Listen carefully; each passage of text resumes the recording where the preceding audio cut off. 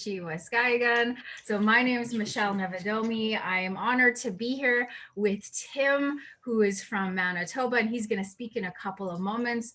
We are honored to have our guests this morning. It's Laara, Euglanas, and Mark Salter from Cardin Consulting. They are presenting on decolonizing and establishing effective development corporations.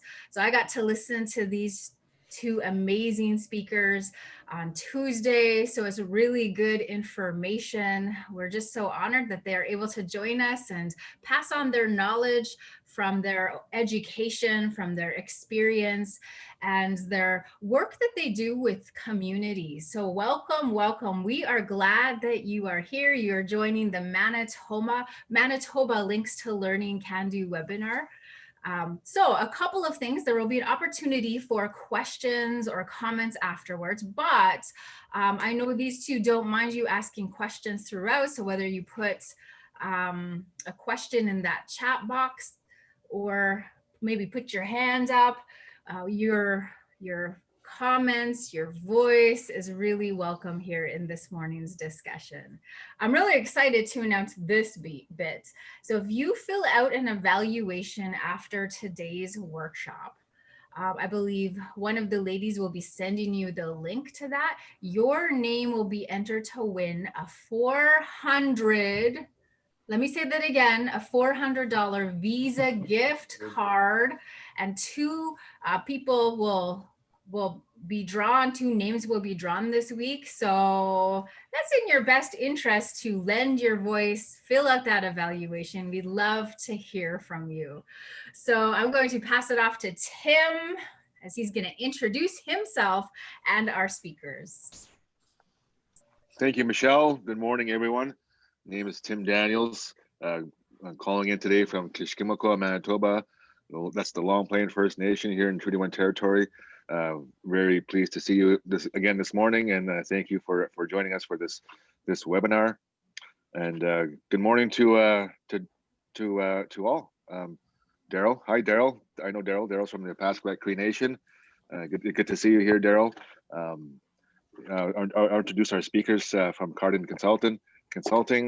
My window keeps maximizing on its own here. I keep losing my other window here. It's kind of distracting me. Sorry. So Laara owns and operates. When again, I have a script ready, but the Zoom keeps taking over. I'll start again. Sorry. It's not my day today. I can introduce them, Tim. Would you please? Because I would love windows are. to.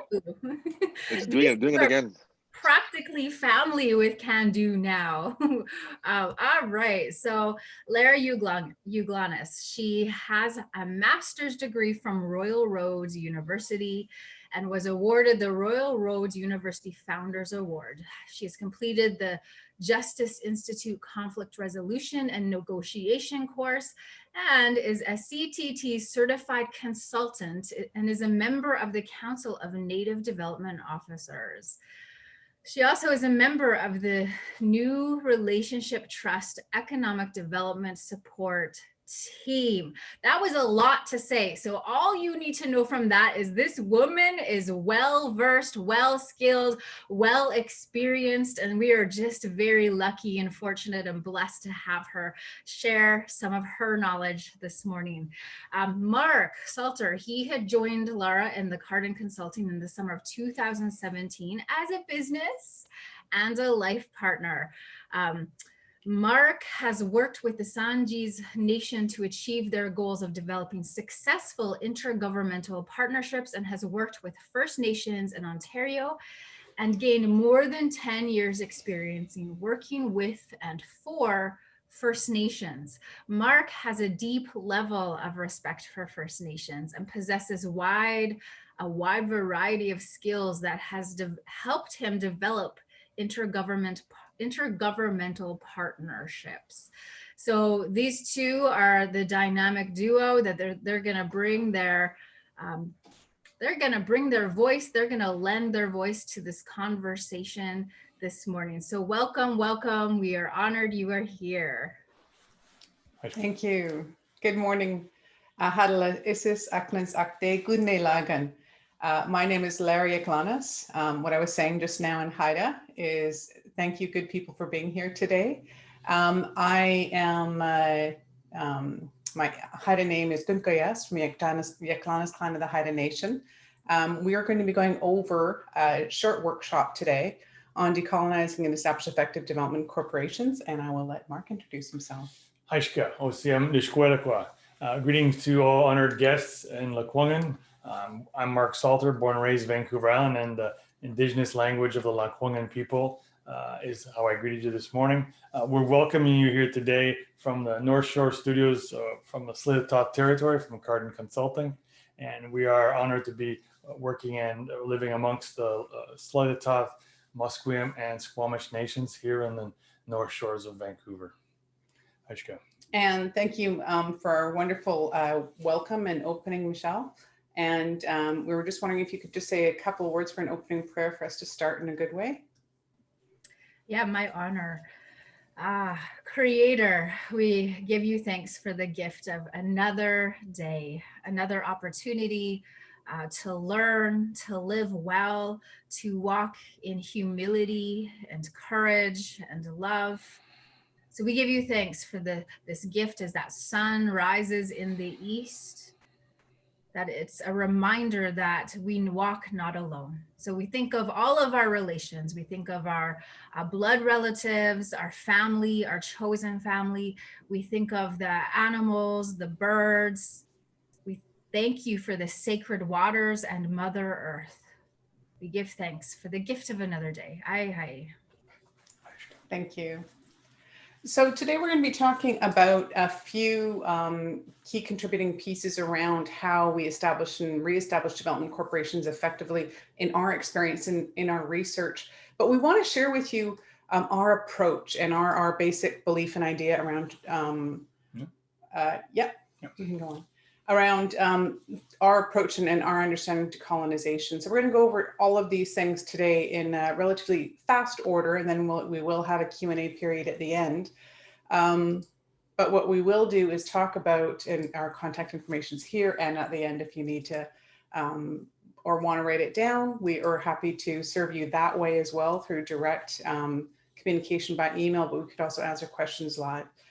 But one of our first things, again, is our approach that we want to talk about. So in terms of decolonizing, that term has been around for a while through a New Zealand researcher, an indigenous woman. And she coined the term about 2 decades ago.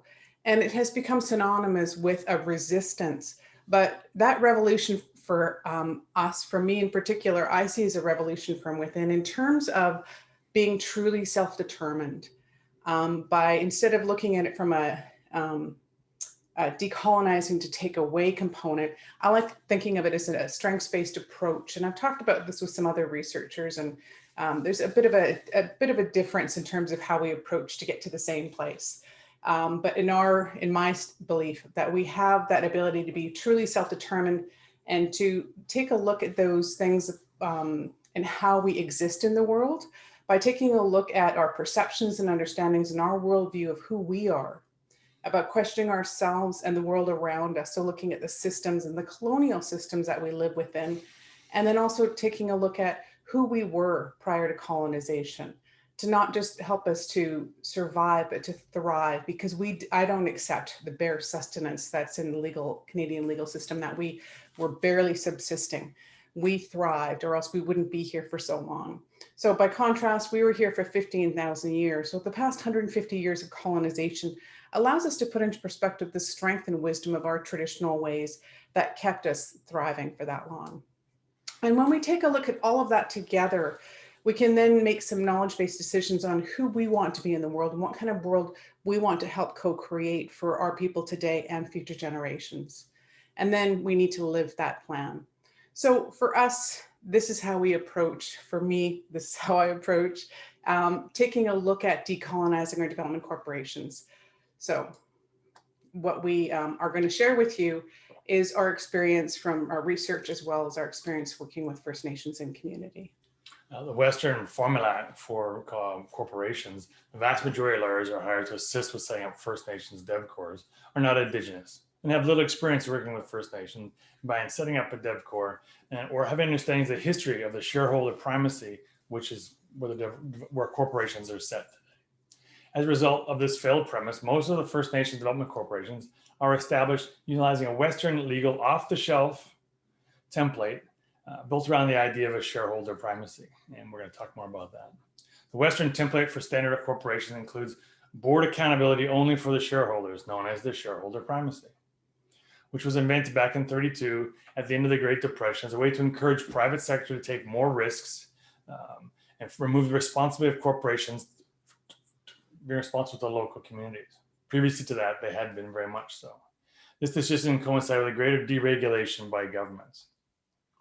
The limits of this type of system are playing out today globally at the cost of our environment and our peoples and our futures.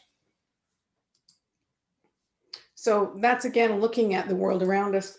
So often we have leaders come together to say, we're going to establish a development corporation, we're going to create an economy for our people. And then they have someone come in with no depth of knowledge to be able to come in, and then they pull these off the shelf things and try and create something that works for us by trying to put a round peg into a square hole. And that's not consistent with, that shareholder primacy is not consistent with our collectivist-based values, our collectivist interconnection and identity with our community members. So when we take a look at it, we need to make sure that that incorporated understanding is reflective in the legal context of how we expect this organization to behave, collectivist, meaning that the community's assets that are held as a whole through the nation government, whether it's money, resources that are being used, forestry, gravel pits, whatever it is, it's our collective assets being used in trust for the community. So when we take a look at it that way, there's a real need for us to be able to have a legal corporation that's designed to fit our needs, not just something that's off the shelf. So when we take a look at it, our key characteristics of good governance that lead to improved social and economic outcomes over the long term means that we will share with you again some of the things that we've seen leaders who can affect that change more meaningfully through a number of reflective discussions and planning to arrive at a set number of agreements that allows for a charter, articles of incorporation, shareholders agreements, and other loan and repayment agreements that will help set the tone or the strategic direction to launch your development corporation in a good way. Establishing effective First Nations community-owned development corporations, inclusion in the Articles of Incorporation. First Nations DevCorp needs. Establishing effective DevCorps requires that leaders, council, and shareholders do the important work of articulating the culture, needs, and interests of their nation that is recommended to include the development corporation's values aligned with those of the nation, the principles and the mandate or the purpose of why we're doing this business, and the mission that we have. We must set performance measures and limits, create a competency matrix to recruit board members to help run our corporation. Shareholder and board members' roles and responsibilities are articulated in this process early, so everyone understands their roles and responsibilities. And corporate governance policies, so the framework review, including issue resolution, strategic planning, and reporting to remain accountable. So having a way to solve problems at the beginning, sort out that at the very start. Ways to incorporate strategic planning in the way the organization is governed. And then community advisory, engagement with the community members to build awareness, their own business capacity, and help with economic diversification. We'll talk a little bit about that, how it works later. Understanding and ensuring effectiveness through development and sharing of aligned opportunities that are responsible to a community's needs and support good governance in general. So that's an important conversation with your community. And as Laara indicated, agreements early that support the strategic mandates from the leadership and the shareholder and business charter, and then that loan and repayment agreement. You really want to get that started up at the beginning when you're all sitting at the table. So when you have a lawyer come in, this is great information for you to know. And most often, again, you will have this. And if you bring it to a lawyer, we've brought this to lawyers in the past and they've gone, no, we don't need to do that. And then in their all-knowing ways, marginalize our voice in trying to serve our clients. And we always end up coming back and the client goes, oh, we're in trouble. Can you come help us? Well, it's because we need to set these things early on. So the strategic direction has to be set. And all the work that we've done for First Nations and setting up development corporations, most of the work has been around coming in and doing repair. And the repair is set around setting these strategic direction areas that leaders can take a day or two, it doesn't take a long time, take a day or two and think about these things, set them out in agreements, and they allow for your development corporation to operate much more effectively. So the first piece is values. And I go into this quite a bit, and we always start our work with values because our values as a collectivist-based people is different than the Euro-US model, which is individualistic. So collectivist means that people who are collectivist values take a look at and perceive the world through how things impact them and their community. Individualistic-based people take a look at how things affect them and their immediate family only, and that's it. So when we take a look at it, we're actually talking a completely different language, and how organizations behave and how nations and societies behave are expressed very differently for collectivist and individualistic based people. So when we take a look at it, our values, those things that are most important to us, are those things that we're familiarized with and taught from the time we're in the womb, from our families, our extended families, our communities, our nations, and then of course, what we experience in society as a whole. From there, those behaviors that we express in terms of what we understand to be most important to us are filtered through our principles, being told what's right and what's wrong, those things that you just don't do. So it's important to hunt. It's important to do those exercising your jurisdiction on the land, but only take what you need. So that's the filter, the principle of right and wrong, only take what you need. So those types of behaviors become then, of course, the accepted, the good behavior that we want to see expressed in the world. And those actions, then as they become repeated and become embedded in who we are as a people, individually and collectively, becomes our collective knowledge and wisdom that are again reinforced through our values and our principles, and then therefore our actions. When we take a look at those, it's really important that we clarify that, because we have a lot of people.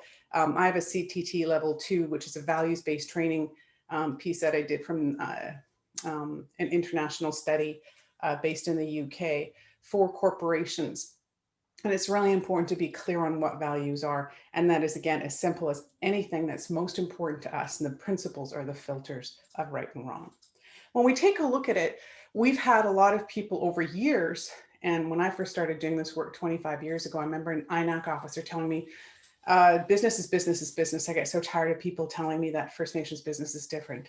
It is actually, because of those value sets. Those organizations that are based on our values and integrated with our values, because of our people and because of express planning, means that they behave differently, which means that when we align those things, and this is the training I took, organizations around the world, when they do this, they end up with outcomes that are phenomenal when they align their people and their organizations with the values that they express. And this chart shows us that those growth in values can be quite significant. And when we have the corporations of today working with a collectivist culture in their space, revenue grows excessive rates, job rates of creation grow almost 7 times faster. And then the value of their companies grow at their stock levels up to over 10 times more. And then, of course, their performance, their actual their ability to make money or do the things that they're doing is improving at an extraordinary rate because everyone's working collectively. First Nations organizations are unique in Canada, and these differing values must be the foundation of our organizations if they're to be effective. So in the training I did for the Value Center, we had a whole ton of really complicated trainings and measures and systems and tools that we used to go through, like Google, IBM, Microsoft, other organizations that were paying millions and millions of dollars for consultants who had done the kind of training I had done to go out and create shared values within corporations. This is the simplest, easiest one. We like to share because it allows for everyone to come in a circle, talk about what is most important to them. And this includes, and is terribly important for development corporations. And we sometimes just think, oh no, we don't need that. We do actually, because if you think about values, and if we talk about wealth creation being one example, creating wealth as a value, perhaps third or fourth down the rung, means that that corporation can understand what that means in expressing the behavior, doing the work it needs to do. And in that, you can define that it's value for the entire nation, because you might otherwise hire a CEO who thinks profit means only profit for your development corporation from an individualistic standpoint at the cost of the nation, which is not what you want. So really important to express those values and to identify what they mean. This is an example where we take the values and we add the principles, the filter, to be consistent with our values, citizen engagement, which means planning and opportunity and in development and management, effective business growth and development management with citizens and other elements mentioned, but it's important to get everyone together. Sound financial management, holding assets in trust for your citizens and future generations, and operating according to international accounting standards. And then being accountable, being engaged, reporting back to your community on a regular basis, quarterly minimum, annually as well. And First Nations community-owned DevCorps should also base their principles upon their customary laws and protocols, and in most cases, bring their own language as much as possible into their corporate governance policies. And by doing that, that sense of inclusion and reconciliation in the workplace allows for people to feel from your community a part of your development corporation, because they see themselves reflected in that. And we've done this quite often. What we find is that the depth of meaning and knowledge and wisdom that's embedded in your languages is unparalleled. And there's no way English, which is a bastardized combination of several different languages, can ever come to achieve, to express what the depth of your language can say. So it's a great way to revitalize culture, but a really great way to be able to, again, integrate those values and that depth of knowledge and wisdom into your corporation. So one of the most important things when you're looking at your business charter or your articles of incorporation is, what is the purpose of this organization? And there's always a few things that it has to have, and we'll go into that in just a second. But in addition to that purpose statement, it's really important to take a look at, as a purpose and mandate, what the intended outcomes are. And the outcomes that we want to share with you today, similar to the principles, are just some things that we've seen repeated in our work with First Nations. And in this case, we've seen this so often that for the last 5 years or so, we haven't had to change these at all. They always end up being the same thing. So hopefully it helps to guide you in either establishing or reestablishing your development corporation intended outcomes or performance measures. And that is, again, of course, first and foremost, creating sustainable financial benefits, so money and reinvestment into the nation, skills, training, employment, and contracting opportunities. We all know that one. Other ones, though, that are being included more readily because we do use a lot of our community's resources is sustainable management and protection of the land. And that means net gains on the land. So you're always looking at making sure that you steward your lands properly. So here's a great way to articulate that. Other ones are developing hard and soft infrastructure. So we know when we have businesses we establish in our communities or near our communities, they can potentially bring things like buildings, broadband, roads, and those things should be purposefully identified to be able to benefit and be a legacy to that particular venture. Other ones are supporting cultural vitalization. I say supporting because we know that that's the primary function of one of the functions of the nation, but the DevCorps should support that. Similarly, protecting the intellectual property, knowing what can be shared and what should be protected and kept sacred, and knowing how to protect them through IP laws. The other one is, of course, building First Nations capacity.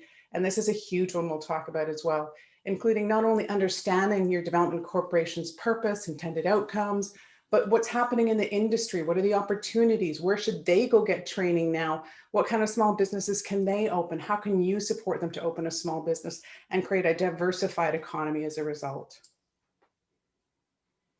Continuing with the purpose and mandate statements, using such words as purpose or intent to focus attention to this statement as a principal controlling idea for your development corporations. Everyone comes together and understands what your purpose is, where you're going. The focus on why the DevCorp is being established. What is the intended outcome? Was it wealth creation as defined by the First Nation, which may be, as stated below, equate to the quality of life, one's health status, work-life balance, education and skills, one's personal security and cultural well-being, material well-being, income, wealth, health, employment, earnings, and sustainability of the well-being, capital, natural capital, economic capital, and human capital, and your social capital. Those are things that are meaningful to your community. Can you mention where the wealth creation comes from? This is a reference from the UN Declaration of Independent Rights of Indigenous Peoples and a UN survey around quality of life standards around the world. The wealth creation model is one that is also Member 2 and other First Nations have articulated and expressed as a way to talk about just not money, but many other benefits that they're trying to bring to their nation. So we love this term wealth creation in its broadest definition, which is what we're sharing with you today. And refer to the primary methods of business development and create a diverse economic portfolio. Refer to the constituents who are intended to benefit, so current and future generations. And one of the things we'll talk about a little later is, but the idea that nothing about us without us. If you're going to be talking to if you have intent to improve the benefits of your community members, you should have the community members in the room talking about it and find out what those benefits would look like to them.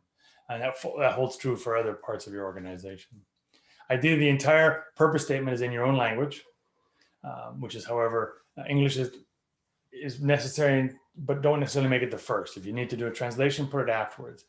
Really important that, again, that language seen at this level in your development corporation is empowering to your citizens and your community members. They can see themselves reflected in the values of your corporation by the inclusion of the language, and therefore their willingness to participate and support that organization will grow. And it is really a powerful way to put your nation's interests forward. So just to give you an example of this purpose statement played out is the purpose of the Can Do Development Corporation is to create wealth. So step 2 here, create wealth through business development and growth and diversifying the economy. And then the 4th bullet here, for the benefit of members today and future generations. So it's quite easy actually to create a purpose statement. Some people struggle with it. So we wanted to include these tips to get you there. Performance measures for inclusion into the Articles of Incorporation. Or the business charter. Yep. So depending on where you're at, a business charter is always a great way to do a catch-all once you've had and convinced your lawyer to make sure that the articles are broader. And most importantly, articles must incorporate the idea of being accountable to citizens, not just shareholders. Once you've got that, you can include this into your business charter along with some other things, loan agreements and your repayment agreements. But most importantly, performance measures are a tool that help you to demonstrate progress. So when you take a look at your plan as defined by your members, whether it's through a CCP or a Community Economic Development Corporation, you need to be able to identify where have you gotten, how can you measure success? And when we take a look at it, you have to be able to have explicit definitions that use units of measure or something that's observable. And observable language comes from things like number, percentage, dollar, something that you can measure and hold on to. When you do that, you're able to move away from subjective material, looking at inputs, looking at other things, and really refine your discussion and your focus of attention and reporting on those areas that are very, very meaningful. So when we do that, it makes sure that you're able to have not only your leaders, your board members, but also your employees focus on what most matters, and that is your performance. And it supports you to have good governance, good corporate governance, by focusing those conversations and reporting on the achievement of those things without micromanaging. And also thinking about how you define what those measures are and reflecting on those once in a while. So you might, an easy measure is how much money have we made this year? Well, is that really what we're looking at? Is that the right measure? Well, no, actually we're looking for a percentage increase of net revenues. Or you may want to say a percentage of gross and net revenues, or you might want to say 5% per annum of net revenues. But when you end up doing is getting really refined on those things. And as you go every year, think about what you're asking for, because the outcomes will inform that. And sometimes the wrong measure will end up in the wrong outcome. And you want to be clear on what you're asking. And we can use a metaphor here. We often use our canoe as a metaphor. We are loading our canoe. That's our corporation. We've got our key players in the corporation in the canoe. And we're all coming together and deciding we're going to go to a destination, distant future around the corner up the coast. So we all agree that's our goal. And we know that we need to be at a turning point at midday when the tide changes. That's our reference. We get to a point as we go along our way. We know that that's our measure of our success along our way to our goal, which is to get to our destination up the coast.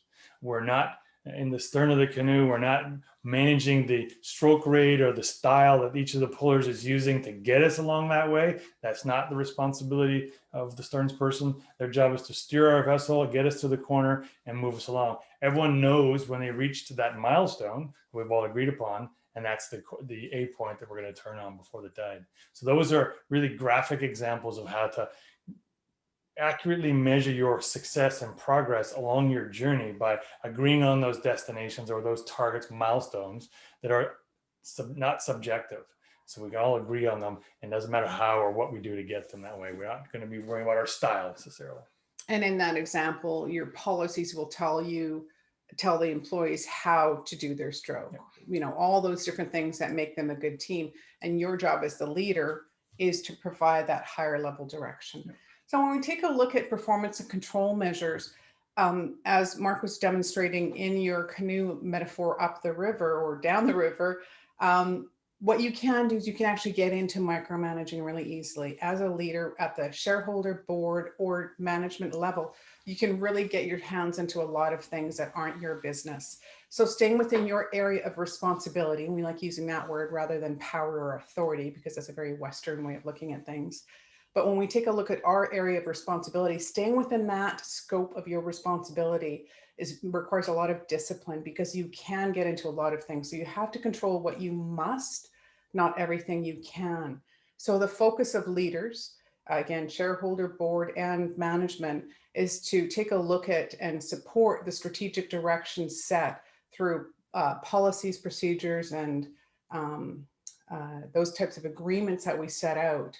And then also make sure that those performance measures that are mutually agreed upon. So you have your staff say, well, we really can't do 5% return on investment this year within the economy. We have this, and this happening. Okay, that's fine. That's good. How can we maybe make an agreed performance measure that is more reflective and realistic, but achievable? So you're looking at a 2% return on investment this year. So you've mutually agreed upon that. Now you're going to come back as leader and say, how are we doing on our return on investment? Are we at 1% this year? How come? What happened? What can we learn from this and move forward? So that's a strategic level conversation. And I always use this in the analogy of a horse, I guess, because I ride. And when you take a look at controlling that vehicle, you're able to use your performance measures to steer that horse more readily to be able to go the direction you want using those performance measures than anything else. So it's the most strategic way to be able to do that. So similar to a canoe, being at the helm and making sure that you control what you must. So this is a nice example, taking a look at either a CCP or a CEDP to transform into a strat plan, using those performance measures to question and ask about progress through your regular reporting monthly, quarterly, or annually, and then having that reflect back to, did those performance measures get us to our objectives? So every strat plan should have that level of detail: goals, objectives, tasks supporting the realization of objectives, performance measures, deadlines, responsibility centers, and resourcing. These are some of the examples that you can use that other development corporations have had as part of their performance measures. And you can see that each one is unique to wherever you are in your situation. But citizen capacity building, as understanding, is important about small business development. Adherence to land use plans is important. Sustainable resource extraction and management is really important as well. So these are things you've got to put in your performance measures to make sure you address all the issues and concerns in your community that everyone can agree upon as being important to your your development corporation's success. And it has to be meaningful. So those examples, just give you an idea, you see numbers and percentages all over the place using the performance measures we'd used earlier. But when you take a look at some of them, for example, completing your business plan, that's not a performance measure. The end goal, or to what end, if you're looking for a performance measure, to what end? Well, so we can have a better business. Well, how do you measure that? And that would mean, again, you come back to these types of measures. So if you're unsure about a performance measure and you go, well, my next step is to do this, to what end? Until you get to a point where you can hold on to something that's a measure, that's exactly what you're trying to do. In our board, we talked about helping us to steer our corporation. We'll look at a competency matrix to select them. We're looking for good crew on board our canoe, so we want to make sure that we have the right kind of people. So in this one, what you're looking for is a competency matrix of leaders that have a minimum standard of qualifications and skills. They can be formal or informal learning, but they have to have some level. And we always talk about this one quote from a Coquitlam elder we love, and that is, a good heart, with a good heart and a good mind, you can do good things. Well, the good mind means that you have to have people with good minds, not just good hearts. So to be able to do and serve your community well, it means that you need to have people that are competent to be able to run that business. So it's like getting a canoe and setting out and having people who are able to know how to paddle, how to be at the helm, how to prepare the crew, all of those different people that need to be involved in that journey. You have to have some skills and competency that are passed on or that they acquire. Now, that usually includes in a typical model, an understanding of finances. So financial management, minimum standard, again, it just has to be formal or informal experience. So when you get your pro forma statements, you can go, oh, okay, we're running a bit high here. Why are we here? And you can ask those types of industry related questions. You also have to have someone that has some corporate law experience. So when you take a look at your articles of incorporation or your business charter or those kinds of things, you know that you're on track with what should generally be included into those types of business documents. Business skills. So you have people who know how to focus on those types of business plan areas. What is our marketing strategy? What is our management strategy? What is our competitive analysis? Those types of things that need to be understood in terms of your ventures. And then, of course, having some First Nations understanding specific to your community as well. And as well, those types of industry experiences that your businesses and your businesses are getting into. So for example, if you have 3 of your 5 companies in tourism, you need to have someone on the board who has tourism experience so they can help support and inform the strategic direction of your development corporation. When you take a look at establishing these criteria, this again should be in your business charter, and you should look at it on a regular basis. So at the conclusion of your strategic plan every 3 to 5 years and your annual business plan updates in between, taking a look at, do we have the right people on our crew to get us to where we need to get to? Because just representation is not enough. If it meant that, you would end up being in a canoe, similar to how we see some nations with multiple communities. They want to have representatives from community. That's great, but do they have the skills? So even if you do it that way through representation, still use your competency matrix to get the best of the people that need to be there, and have advisories or other methods by where you get that competency at the board level.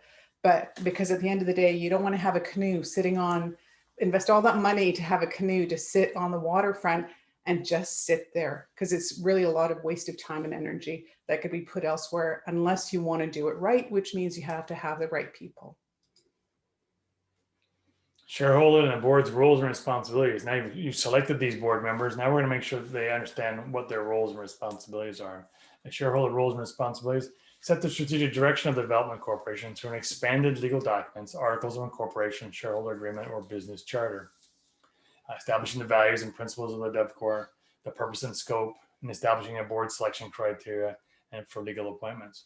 And then monitor the board for compliance. So reporting measures that have to be built into it to report back how the board is doing, and collaborative development sharing of an annual plan. And if needed, removing a board member who's not compliant or not performing. You've got to make sure that people are working effectively for your corporation. or the entire board. Yeah. And so what happens is when you hire, many times, most of our First Nations will go out and hire a lawyer who will just say, okay, you're the shareholder, you just sign on behalf of the community, and that's all you do.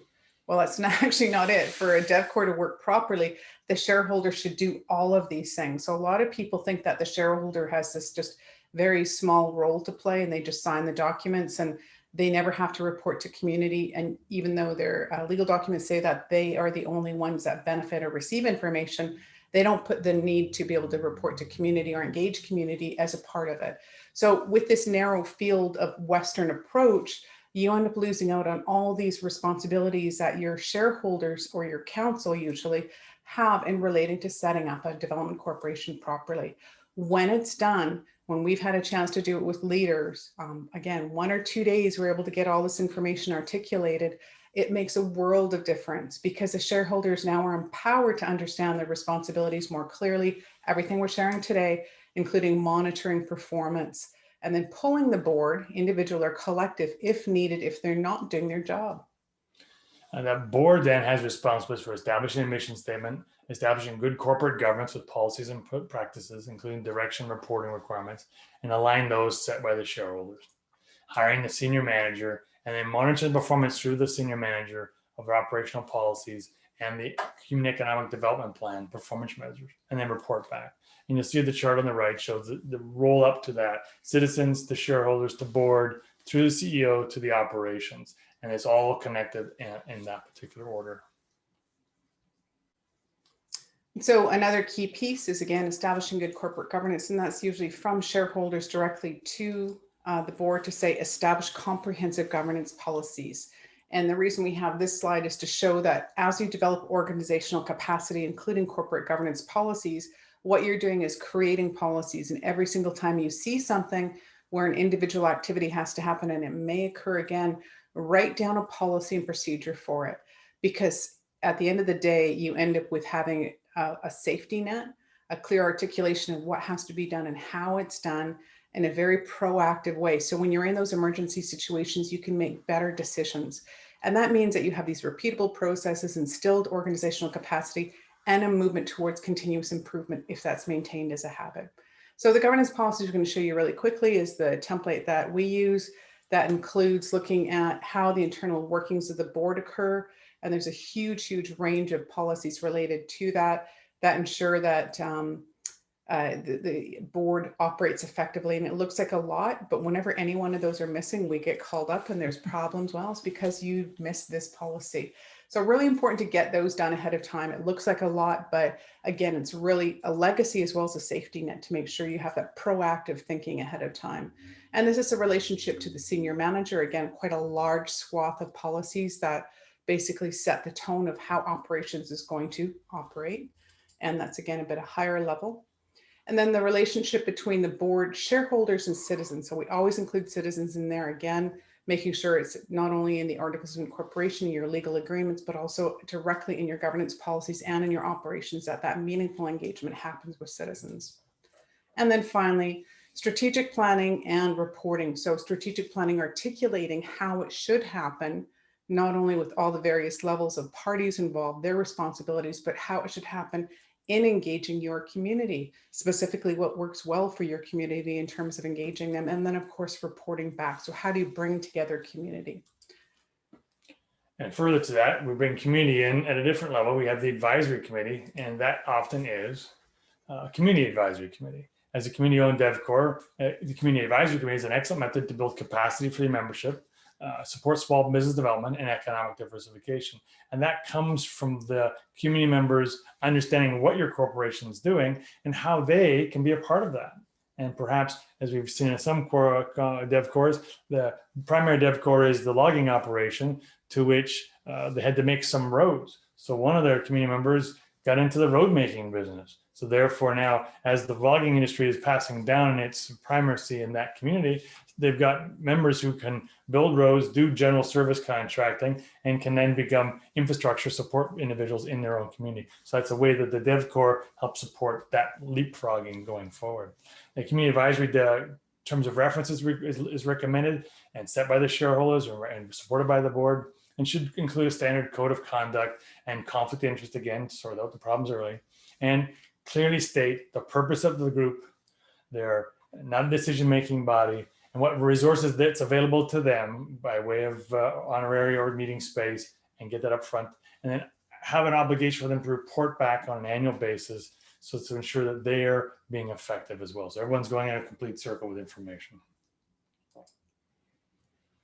And then ultimately those agreements, those additional agreements that are typical are the loan repayments, because the DevCorps may have started off with a gift or a loan from the nation's membership, and then looking to have reinvestment agreements, so that how will the development corporation put money back into the community to benefit the community as a whole.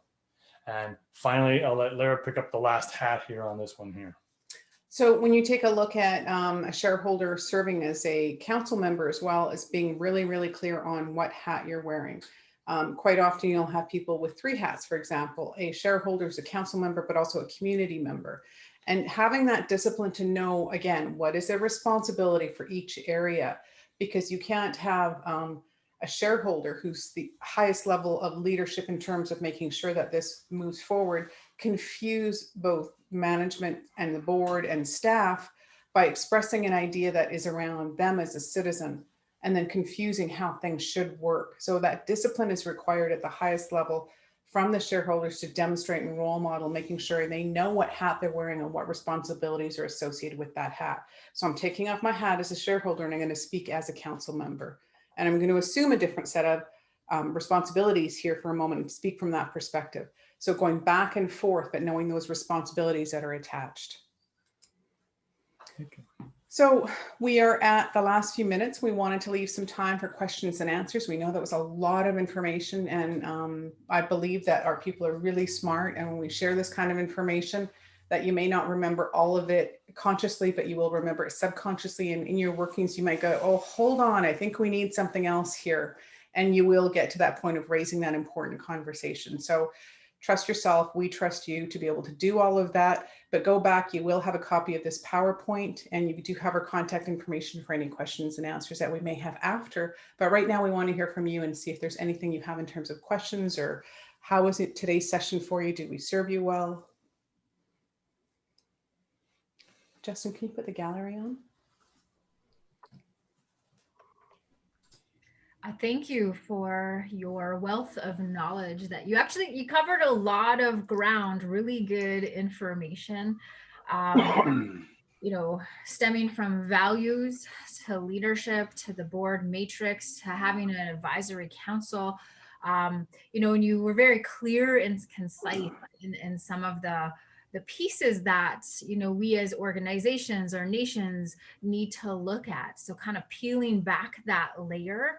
And when we have a good functioning board, community, it really stems from our value and our values as peoples, and leadership and competency. So thank you for sharing that.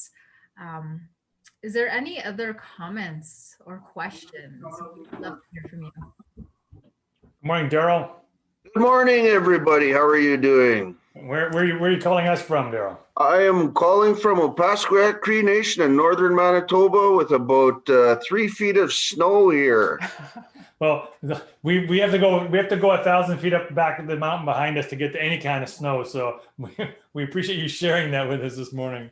Oh yeah, no, I'm enjoying it because I just bought a new Skidoo. So all right, but, happy man. No, I really enjoyed this time here with you guys. Like I have a lot of experience. I sat on the board of our Opaskwayak Business Development Corporation, and it was I guess it was dissolved before I came on, and me and a couple other directors of finance, previous directors of finance, we non-political, we looked at the numbers and really turned things around. But I took a kind of similar training before, but this is really refreshing because it just reinforces my beliefs, I guess, what I believe in, and it's pretty consistent with your beliefs too. So that's nice and refreshing.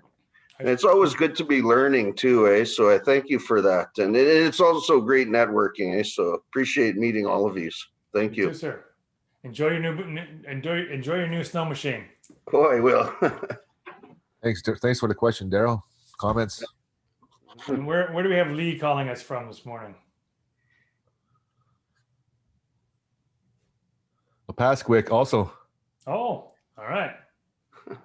Excellent. Before you Oceaners joined the call today, I was sharing the story of how the media and even Trudeau is butchering the pronunciation of your First Nation. Everyone just botches our First Nation name. Anything to get on media. Pasquick. Anything to get on, yeah. There's not even no R in the Pasquick. No. For me, just starting, I just got on a newly elected board or advisory board as well. So what I'm seeing here today will help me as I move forward in my role with our tourism industry within our regions, and to always be mindful of our resources, and to, we can't be always about money, but we have to always be mindful that what is here, we have to take care of, right? Yes. And that's the biggest thing, is our resources. Well, if you have any questions, Lee, or any concerns or questions at all, our contact information is there. Reach out anytime. We're more than welcome to help. And good luck with your tourism endeavors. Lee, Yes. we wanted to share, I just want to mention with you that when I did some work with Musqueam Nation just prior to the 2010 Olympics, one of the things we did was a cultural scan, so that as they welcome the world, they could talk about and think about what they wanted to share in the tourism industry and what they wanted to protect and keep sacred. One of the biggest things was an intellectual property protocol agreement and an intellectual property policy. I'm happy to share that with Elizabeth, to share with yourself if you'd like. For sure. For sure, because this is Manitoba is one of the last provinces to become part of ITAC. They needed that Manitoba Indigenous Tourism Advisor Association. So that just started. So now we're going to see more. We're trying to have more like a regional voice, I guess, within Opaskwayak, like the central part of Manitoba. So it's coming. We have so much resource, like land and water, like a lot of waterways. So other non-First Nations are tapping into it, and we're not. So we need to really be, help our people prepare at the same time to support and tap into that economy. Exactly. So one of the biggest things that we've seen done with prior clients, including Seth Katine, is to take a look at your lands and identify those sacred and protected areas so that you can apply your intellectual property protections and then your laws and bylaws accordingly, so that you don't have people going into sacred areas too. And we created the cultural tours on the canoe in the Songhees Lekwungen territory. We had the same sit down with the elders so that we could all agree on what stories and what sites we could share. Would make the canoe paddle tour guides feel comfortable, because they had to get this permission from their elders. And so we had a little get together and talked about that. And we all agreed on a story that we could all feel comfortable sharing. And that was really empowering, because then it was new information for some of the young paddlers, because they were getting a chance to learn this culture from an elder in the canoe for the first time. And that was a really meaningful experience. And as they shared that story with the rest of the world, you could see the transformation happening inside them as they spoke, because they could see that people were paying attention and what they had to say had value. And it was really a very transformative experience for me as one of the organizers, but for the young people in the canoe, they're doing much better for themselves today as a result. Yes, for sure. I'll be reaching out for some advice and, to keep me, what is my role as a board member for Manitoba. Excellent. Well, congratulations on that. Thank you. Thank you kindly. That way. Any other thoughts, questions, feedback?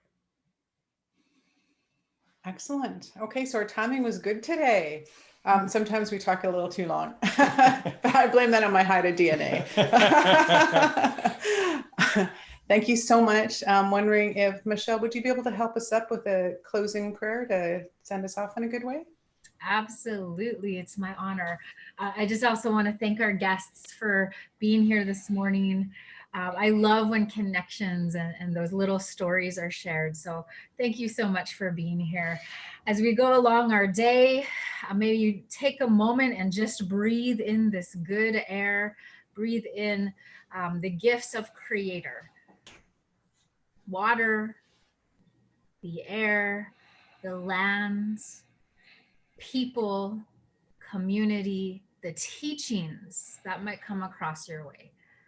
So as you go along your day, may you be safe, may you be happy, may you be healthy, and may you walk with ease. Have a good day, everyone. Take care. Thank you. Which? Thank you. Kasi. Kapay gitse. Thank you, everyone. Have a good one. Have a good one. Thank you all.